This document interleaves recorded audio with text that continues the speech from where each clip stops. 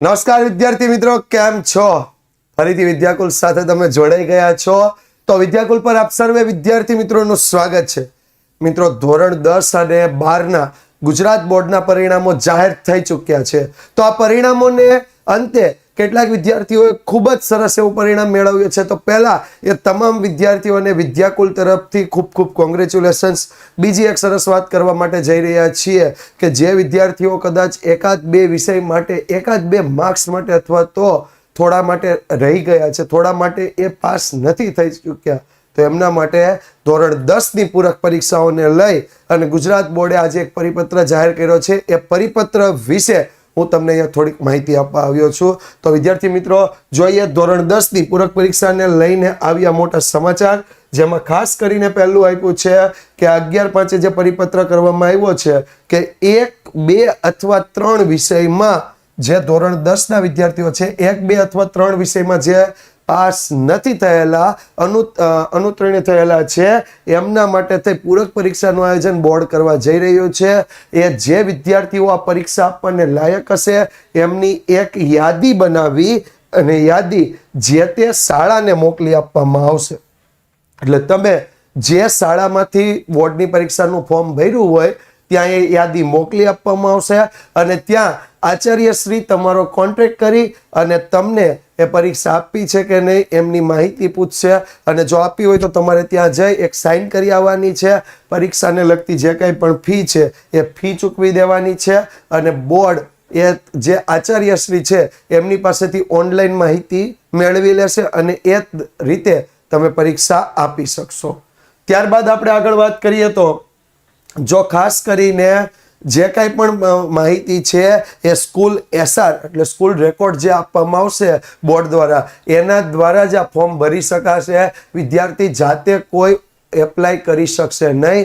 જે તે શાળામાં તમે પરીક્ષા આપી હતી ધોરણ 10ની, એટલે જ્યાંથી તમે ફોર્મ ભર્યું હતું એ શાળાનો જ તમારે કોન્ટેક્ટ કરવાનો રહેશે. બીજી ખાસ અગત્યની બાબત કે જે વિકલાંગ વિદ્યાર્થીઓ છે જેમને 20% માર્ક્સ એટલે કે 80માંથી 16 અને 20માંથી 4 માર્ક્સ હશે તો એ પાસ ગણાશે, જ્યારે જનરલ વિદ્યાર્થીઓ માટે આ રેશિયો 33% ગુણનો રહેશે. ત્યારબાદ એક જિલ્લામાં એક જ પરીક્ષા કેન્દ્ર ફાળવવામાં આવશે, જેની યાદી પણ બોર્ડ દ્વારા તૈયાર કરી દેવામાં આવી છે કે કયા જિલ્લામાં કયું પરીક્ષા કેન્દ્ર છે એ જે તે સ્કૂલને જાણ કરી દેવામાં આવશે. ત્યારબાદ એક અગત્યની બાબતની વાત કરીએ તો જે વિષયની પરીક્ષા તમે પૂરક પરીક્ષાઓ જે કંઈ પણ લીધેલી હશે એ પૂરક પરીક્ષાઓની જો પરીક્ષા આપવાની થાય તો એ શાળા કક્ષાએ જ લઈ લેવામાં આવશે. અને ખાસ કરીને પૂરક પરીક્ષાનો કાર્યક્રમ, એની પ્રવેશિકા, પ્રશ્નપત્રનો સમય, એ આખું સમયપત્રક બોર્ડ દ્વારા બોર્ડની વેબસાઇટ પર હવે પછીની દિવસોમાં તારીખ, સમય અને વિષય સાથે જાહેર કરવામાં આવશે. અત્યાર સુધી કોઈ પૂરક પરીક્ષાનો કાર્યક્રમ જાહેર કરવામાં આવ્યો નથી.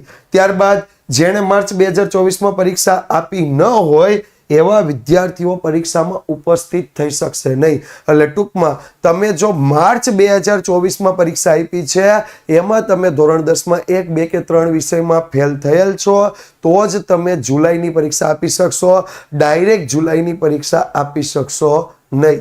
ત્યારબાદ એક અગત્યની બાબત વિશે વાત કરીએ તો જો તમારા જે કાંઈ પણ બોર્ડના સર્ટિફિકેટ આવે છે એમાં તમારે નામ, અટક, જોડણી વગેરે જે કાંઈ પણ ભૂલ હશે તો એ જે તે શાળાએ તમારે જાણ કરવાની છે અને એ લોકોએ ગુજરાત બોર્ડ ગાંધીનગરમાં જાણ કરવાની રહેશે અને એનો બોર્ડ કોઈ ચાર્જ લીધા વગર સુધારો કરી આપશે.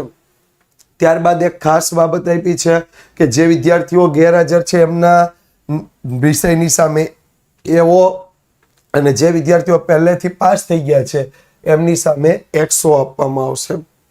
બીજી ખાસ બોર્ડની પૂરક પરીક્ષા માટેના ફોર્મની માહિતી એ ઓનલાઈન જે તે સ્કૂલે ભરવાની છે. ફરીથી કહી દઉં છું, કોઈ વિદ્યાર્થી આ માહિતી ભરવાની નથી.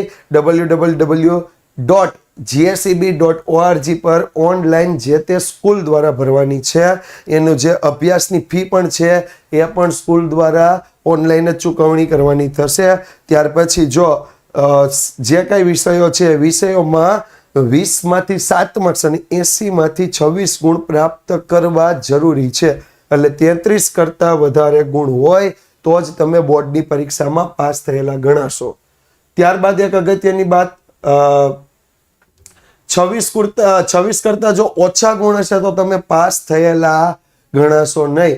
અને બીજી એક ખાસ નોંધ હું તમને કહી દઉં કે જે વિદ્યાર્થીઓએ બેઝિક ગણિત સાથે આ ધોરણ 10 ની પરીક્ષા પાસ કરી હોય પણ એને ધોરણ 11 વિજ્ઞાન પ્રવાહમાં એ અથવા AB ગ્રુપમાં પ્રવેશ મેળવવો છે તો એમને એવું થાય કે સ્ટાન્ડર્ડ મેથ્સની પરીક્ષા મારે પાસ કરવી જરૂરી છે. તો વિદ્યાર્થી મિત્ર અત્યારે જ પોતાની સ્કૂલમાં જાણ કરી અને બેઝિક ગણિતની જગ્યાએ આવનારી પૂરક પરીક્ષામાં સ્ટાન્ડર્ડ ગણિતની પરીક્ષા પૃથક ઉમેદવાર તરીકે આપી અને સ્ટાન્ડર્ડ ગણિત પાસ કરી અને વિજ્ઞાન પ્રવાહના એ ગ્રુપમાં પ્રવેશ મેળવી શકે છે. તો આટલી માહિતી ધોરણ 10 ના વિદ્યાર્થીઓ માટે બોર્ડે બહાર પાડેલી ત્યાં પરિપત્ર મુજબ. તો વિદ્યાર્થી મિત્રો અનુત્તીર્ણ થયેલા વિદ્યાર્થી મિત્ર છે જે વિદ્યાર્થી મિત્રોએ ધોરણ 10 ની માર્ચની પરીક્ષા આપી હોય જુલાઈમાં આપી શકે અથવા બેઝિક સાથે પાસ થયા હોય અને હવે સ્ટાન્ડર્ડ પાસ કરવું હોય તો એમના માટેની આ માહિતી ખૂબ જ ઉપયોગી છે. બીજું વિદ્યાર્થી મિત્રો વિદ્યાકુલ સાથે જોડાયેલા રહેજો. વિદ્યાકુલ આવનારા દિવસોમાં એક સુરત ખાતે એક ભવ્ય સન્માન સમારોહ કરવા જઈ રહેલું છે જેમની માહિતી આ ચેનલ પર તમને મળતી રહેવાની છે. તો વિદ્યાર્થી મિત્રો આ ચેનલ જેણે સબસ્ક્રાઇબ ન કર્યું એ કરી રાખજો. Thank you so much.